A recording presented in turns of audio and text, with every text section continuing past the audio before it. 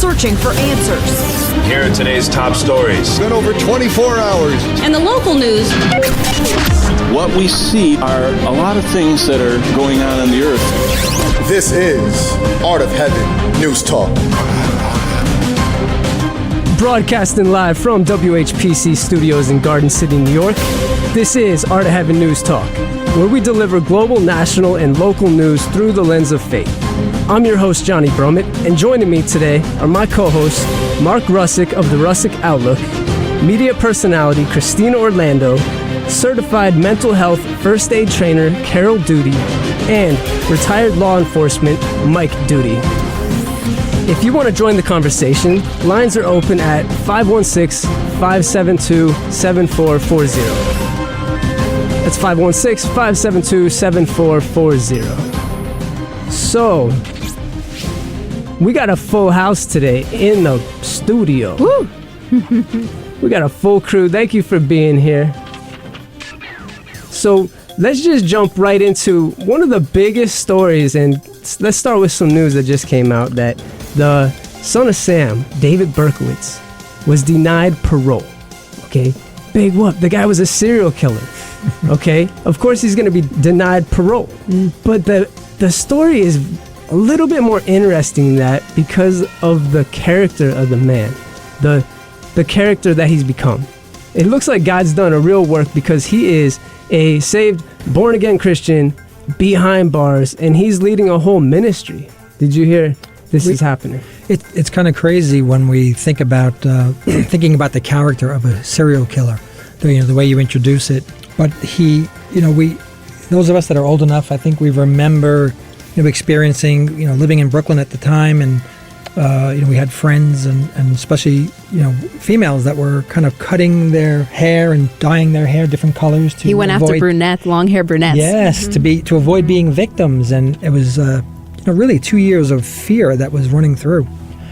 But you hear about his story now, and it's just such an amazing transformation. And trust me, I'm one of those that was really kind of against thinking that this guy either could have redemption or even deserved redemption. My wife and I had gone back. We started dating in '92, and there was some People magazine story about David Berkowitz coming to Christ. And I remember you were like, no way, he's doing it just to, his get out of jail free card. He's just doing it because, that will, maybe soften up the parole board or whatever the case may be. But the truth of the matter is, for whatever's happening to him, if it be true, it's between him and God. At the end of the day, none of us can judge it. None of us know if it's real or not. It kind of looks that way. I mean, at the end of the day, listen to the man. You said that you believe that God has forgiven you. Yes. He says God has forgiven him. Mm-hmm. And this isn't really new, breaking news that he's became a Christian. This started like 20-something years ago, but the recent interviews that he has, as of this past week or so, have been the same, all consistent with his faith. What I appreciate, Johnny, is in listening to that, he said, I have regrets, right? Because you do things in life and you have regrets. But then he said, but Christ has healed him of, I think he said, like a guilty mind or something like that. Guilty conscience. Thank you, Michael. So, that to me, because there's still consequences for what you do. And you're still paying the price for those things, and you have the regret that you did them to begin with. But what I found interesting too is he said, yes, I have a life sentence to do, but I choose to do it well. I always try to help and encourage the young guys in the prison. That I love that fact. I actually have the soundbite for that. Here we go. Part of my ministry, I get letters from people from all walks of life. And for whatever reasons, God, I believe, leads them to me. And I'm able to minister to them and encourage them, share Christian gospel with them. That's his ministry. He's leading a ministry behind bars. Yep. And he says, I have zero expectations of getting out. You wonder how he's feeling 34 years later, going in front of the parole board and being turned down 12 times. He says, I expect I have zero chance to get out, But not going can be viewed as being defiant towards authority, and that's not me. Primarily, I tend to apologize for my crimes and express my remorse. So, I mean, the language is there, right? Yeah. So Now, there are some people out there saying, oh, well, he's just doing this to try to get out.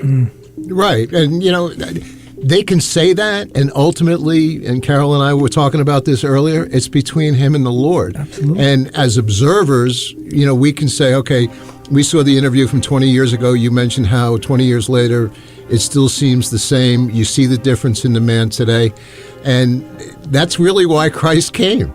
He came to forgive our sins, and it's not up to us to say, well, he should be forgiven or not.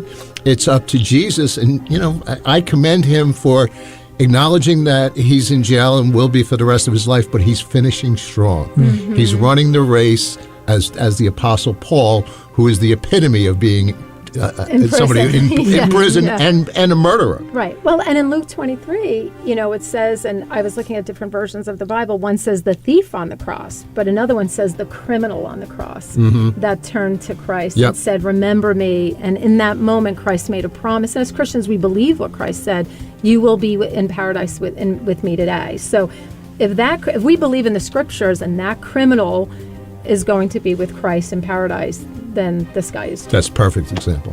There was a point where, he was known as the Son of Sam. That was his moniker, he called himself that. But after this encounter he had with Christ and ministering to people in prison, which is probably one of the most hopeless places you can be, he now calls himself the Son of Hope.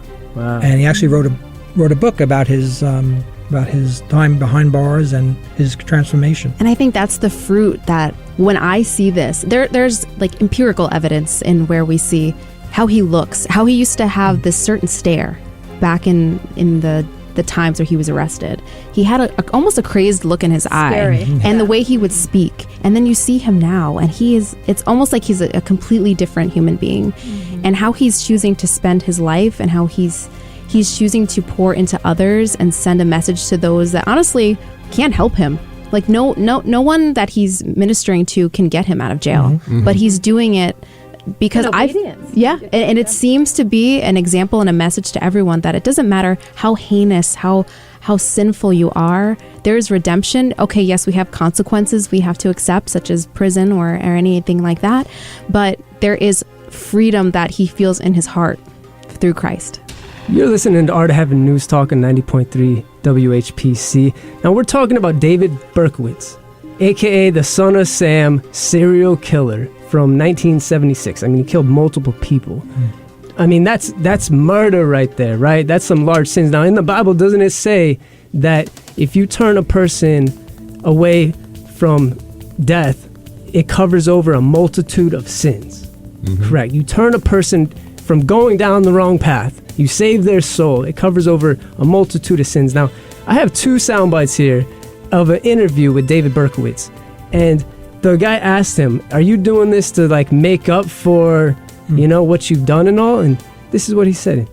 All this work that you're doing now, do you feel that this is helping you make up for some of the bad stuff that you're involved in? Yeah. First of all, I want to be a good Christian because I want to please the Lord, but it's my way of saying that I'm sorry for the things that happened in the past. And so I think that applies to him right there. I mean, because he's reaching out, and he goes far as to try to save young people from making those mistakes and doing what he did and ending up in jail. And this is the second part of that interview. If I could reach out to some young person, I know that if I reach some of them with that warning that you don't want to come to prison, that you don't want to throw your life away, that you could have a better life through Jesus Christ, if somehow I could touch some of them and get them to change their direction, then it would have served a purpose. Amen. And that's 100% right. Like, we're called as Christians, the Great Commission in Matthew 28 tells us we're commissioned to speak about Christ, where the scriptures talk about being witnesses, ambassadors, testifying our story. So certainly all of that is in line with what he's doing.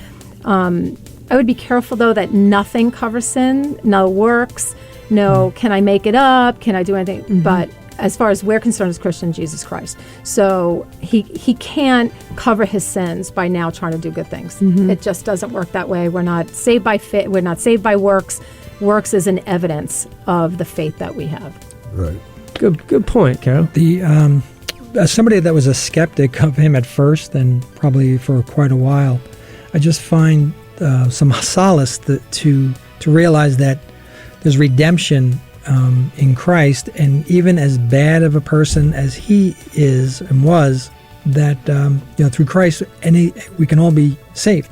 And it's, if it could be him, why not any of us, or anybody we meet? Yeah. Well, I think we need to, let's move on to our next topic here at Art of Heaven News Talk. So, did you hear Mexico has the first ever lady president? Lady president. Yes. Well, for Mexico, that's very significant. It's, for lack of a better word, I think we can easily use the term machismo, and for them to turn around and elect a woman, I think that's pretty significant. It is. Now, I guess there was two women, running against each other. One was endorsed by the previous president, which, and yeah, a woman is running the show in Mexico. I love it. What do you think, ladies? Yeah, go ahead. Yeah, I think it's interesting that Mexico has the first president before America. So I thought that was pretty interesting. However, I think there's certainly been a mixed response to this because it is somewhat of a new thing. And I think she'll face her challenges, right? Yes. The security of the country, the violence in the country, the political, the social instability. Like any new leader, I think, she's coming in. There's a new sheriff in town, if you will. I think she has a lot to contend with. I hope other female leaders around the world, or those that have been in position of leadership, and there are other countries that have had and currently have women leaders, that will come around her and support her and kind of connect with her, like we try to do, where we live and where we work, to connect and just support one another. I think she's going to need that. She's definitely going to need that, and I would say she's going to need the support of the men, to turn around. She faces incredible challenges right now with the border, the cartels, and obviously for them, their relationship with the United States is very significant. She's not sure. Nobody's sure what happens after the November election. That will, that will drive the policies going forward. So there's a lot on the plate, and then also her background. She's a scientist. She was she was actually the mayor of Mexico City several years back. She's been very involved with the UN climate change, things like that. So she has a diverse background too.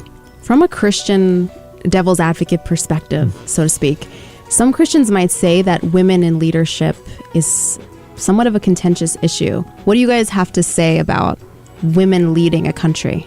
I say the best person. Yeah, period.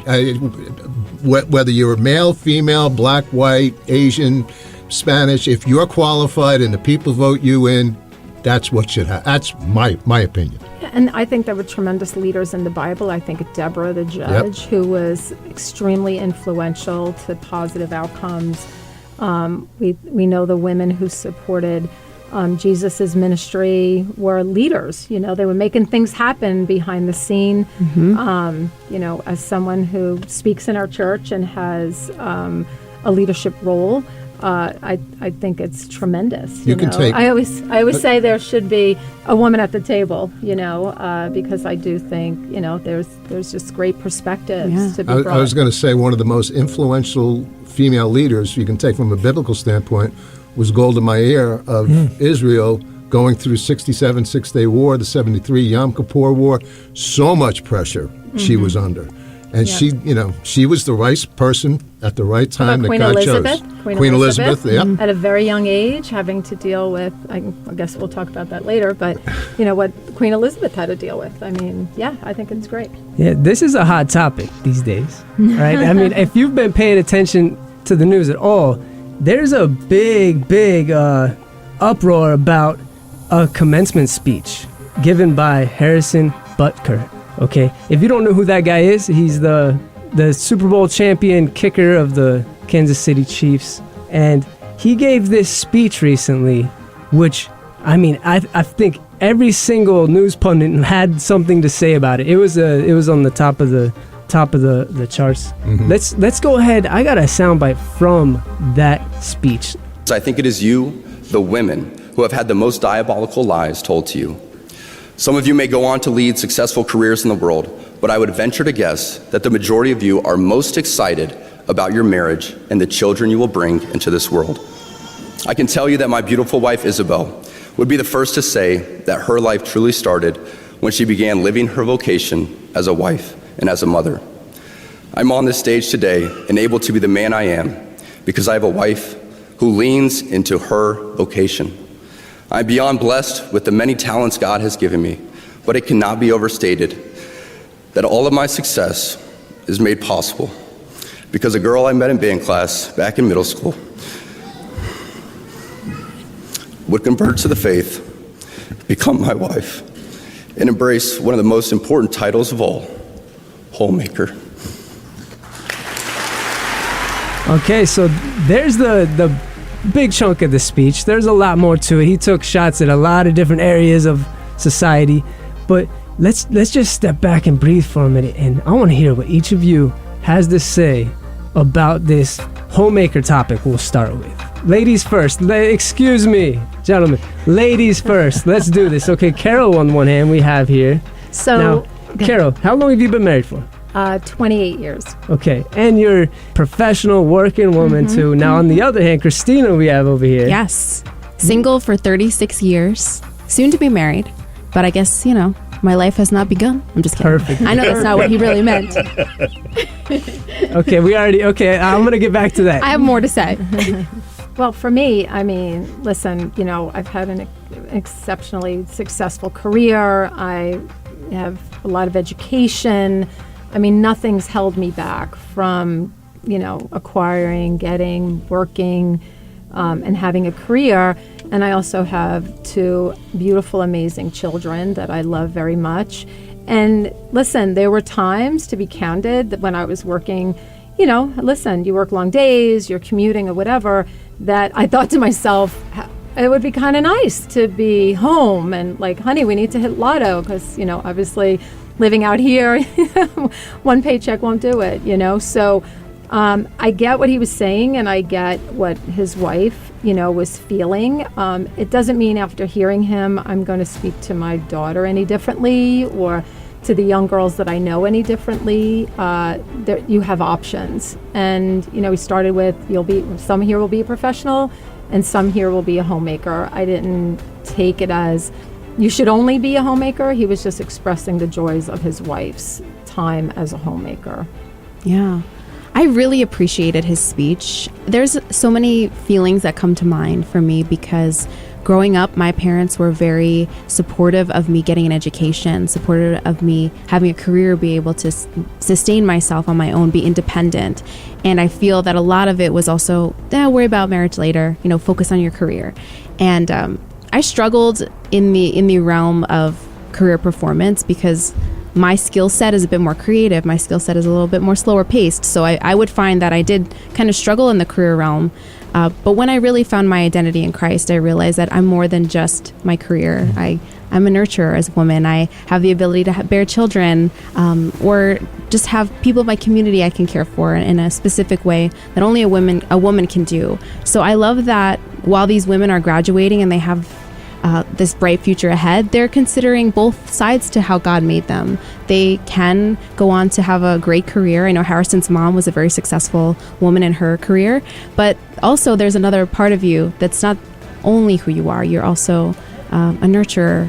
And I think at the end of the day, when he said that his wife's life began at marriage, I know he didn't really mean it like that. So if you're single, just know that no matter if you're married or if you're single, your sole purpose here is to be an ambassador of Christ, and you can start that today. You don't need to be married, you don't have to have kids or not.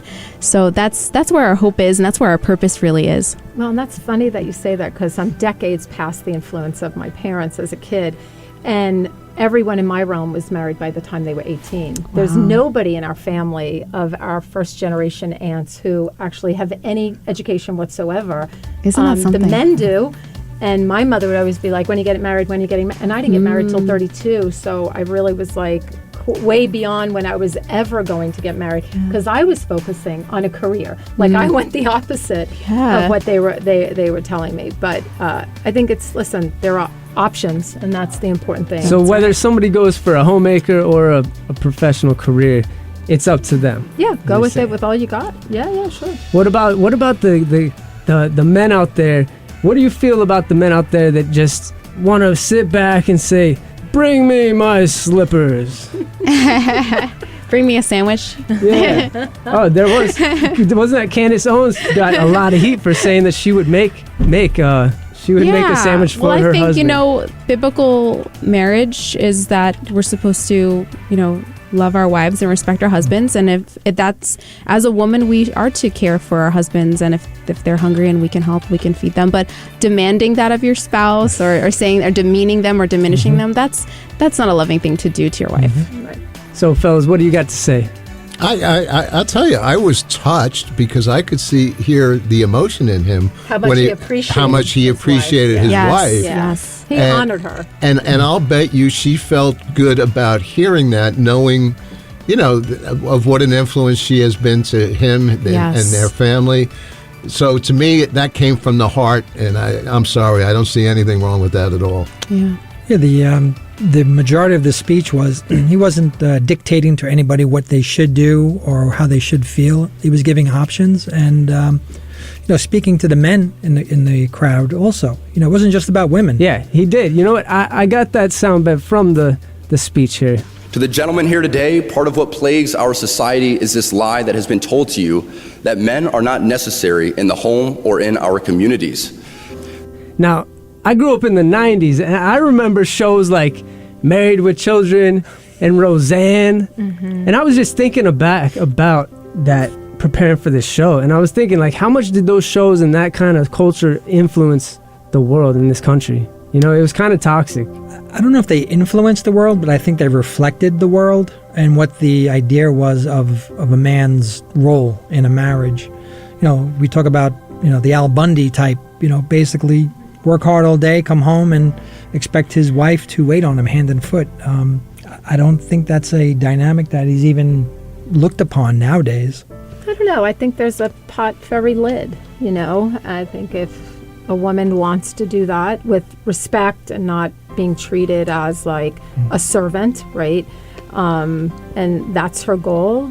I have few, but I have friends who will stay home moms and take care of their husbands, and they'll tell me they're cooking dinner at night, while I'm ordering in, But if that works for them, we're not to judge, right? Just like if a career works for you, or if a staying-home mom works for you, we're not judging jury, exactly. Right? You let if that works for them in a healthy way. I mean, very often I would be working and Michael would be serving the kids dinner. And that worked for us. We're all made differently. We all are unique and special. Yep. You're listening at Art of Heaven News Talk on 90.3 WHPC. You can always call us up and join the conversation. I actually have a caller on the line. So, hello? Yes, you're on Art of Heaven News Talk. Welcome. Yes, thank you. Unfortunately, David Berkowitz doesn't seem believable to me in some ways, but 7 people he killed, okay, Rifkin killed 14. The worst serial killer will kill 100, 200. George Bush specifically lied. Hundreds of thousands of people died. That's more than all of the serial killers combined. So the question is, can God forgive those people? If you kill 100 people, 1,000 people, can you still be forgiven through Christ? I mean, Jeffrey Dahmer became a Christian, supposedly. Right. We don't know. We can't see in somebody's heart. But this is a great conversation, though. Scripture teaches us that nobody is beyond redemption. We're all sinners. We all fall short. Well, and also, I mean, Mark, I leave it up to you to correct me, but doesn't the Bible also say that, and please forgive me if I get it, like you can look at somebody with hatred, and like even that in itself is I don't know if it's committing murder, but it's like Yeah. we're sinning all the time. That's right. Like every In day. your heart. Well, sure. I mean, in our heart, right? I'll give you the example, not killing, but give you the example of lust and adultery. Jesus said, That's if you the one thing. right, if you look at another woman with lust in your heart, then you've committed adultery, which Right. is a sin. Right. All right, this has been pretty heated conversation. I'm just gonna steer this whole show into a different direction. Let's recognize. This week marks 80 years since the Normandy invasion during World War II, known as D-Day. Yesterday there was a big celebration, right, in France over there. It still remains the largest amphibious invasion in military history. I mean, if you don't know about D-Day, go back and watch Saving Private Ryan, right? And in this story, Christina has something for us for our Good in the World segment. Is there any good in the world? We are seeing some Good in the world. Oof. All right, guys, it's Friday. We need a smile on our face. We had a very intense conversation. So we're going to talk about Jake Larson. He's 101 years old. He's a World War II U.S. Army veteran and a survivor of D-Day, which was on June 6, 1944. So he's not only a hero, but now he is a TikTok star. So thanks to the savvy of his grandchildren, he is now amassing 800,000 followers and 8.7 million likes for his TikTok that his grandchildren so sweetly put together for him. So now the current generations can learn and commemorate this man's heroic journey. Somebody's got to pass him down stories. Absolutely. Absolutely. So important, you know. I'm just going to take a different turn real quick. My father was not in D-Day, but he was in Battle of the Bulge and World War II for 6 years. Oh. And all of those guys that he served with from New York, because he lived in Alphabet City, grew up there, they all became our uncles and their wives became our aunts as we were growing up. They met monthly. I mean, these people had a camaraderie and a friendship that you just, you don't see it today that I know of. Keep the stories living on. Yes. Yep. I'm your host, Johnny Brummett, and I want to thank my co-hosts today, Mark Russick, Mike Duty, Carol Duty, and Christina Orlando. You can check us here every week, Friday, 3:30 to 4 East Coast time. Thank you. This has been Art of Having News Talk, keeping it real. God bless.